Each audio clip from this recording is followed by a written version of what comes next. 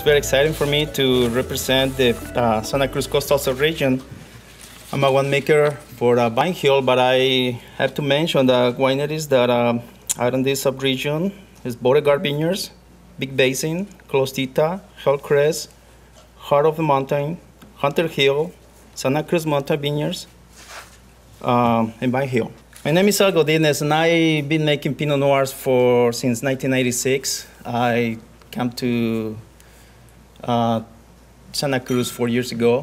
I have a 25-year career in the wine business, and I base my winemaking in facts. I don't like to pray to God for my wines. I do filter my wines. I have seen evil in the cellar, so all my winemaking is about consistency. I want my customers to taste my wines year after year and don't regret that they're going to buy the next bottle.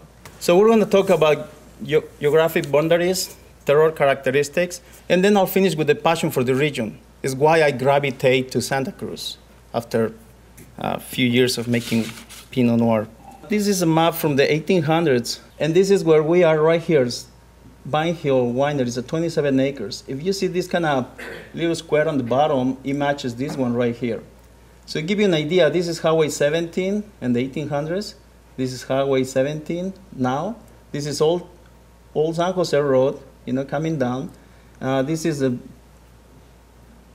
Ramsey 40 right here in Jarvis Road. Over the years, I found that rootstock play an important role on flavor profile. We talk about clones. I used to work for Sainsbury Winery back in the 90s, and in 96, I was experimenting with these clones and the rootstocks. And I found that the rootstock determines a lot of how the vintage is going to be. The characteristics of these areas, like a red, deep color, bold flavors, blackberries. The signature of white pepper, that's what I find the most. Flavor profile is influenced by terroir. So we're looking at the climate conditions, we're looking at temperature, we're looking at rainfall. This top line here is showing the daily highs, and this bottom line here is showing the daily lows. It contributes to about an 80-degree Fahrenheit high and a 55-degree Fahrenheit low. So it's showing really warm days and really cool nights. And that's pretty typical of most of the vineyards in this sub-appellation. So this is also a south-facing, typically 50 to 75% sloped mountaintop, and it's bathed in full sun, much like on the summit, but probably a few degrees cooler. This is data for the last 2 winters in terms of annual precipitation.